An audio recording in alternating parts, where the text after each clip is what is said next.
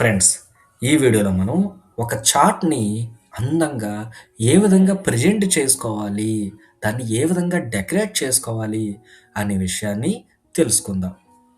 ఇక్కడ మనకి item names ఉన్నాయి.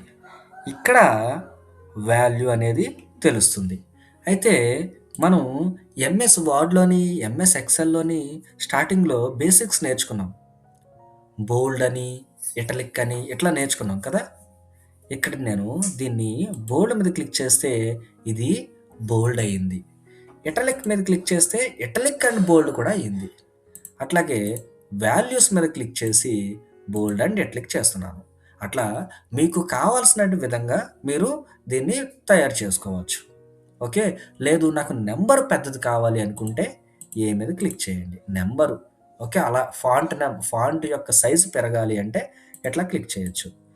అలాగే ఇక్కడ కూడా క్లిక్ చేసి ఫాంట్ యొక్క సైజ్ మీద క్లిక్ చేశాను. అలాగే డేటా లేబుల్స్ అంటే ఈ యొక్క వాల్యూ ఇది కూడా పెద్దగా కనిపించాలి. తర్వాత థిక్‌గా కనిపించాలి అంటే ఇట్లా చేసుకోవచ్చు. అలాగే దీని యొక్క కలర్ మారాలి అనుకున్నా కూడా మనం మార్చుకోవచ్చు. ఓకే. అట్లాగే దీనికి షాడో ఈ యొక్క ఏరియాని మనం కలర్ పెట్టాలనుకున్నా కూడా పెట్టొచ్చు. ఓకే. ఒకవేళ ఆ కలర్ సెట్ కాకపోతే గనక మనం తీసేసి మరొక కలర్ అనేది పెట్టుకోవచ్చు. ఓకే. So, very good. తర్వాత ఇక్కడ టోటల్ అని ఉంది కదా!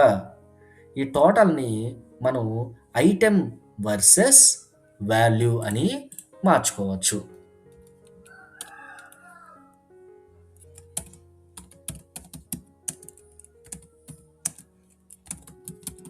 వాల్యూ లేదా ప్రైస్ ఈ విధంగా మనం మార్చుకోవచ్చు. ఓకే. Very good. మనం నెక్స్ట్ వీడియోలో మరొక విషయాన్ని తెలుసుకుందాం.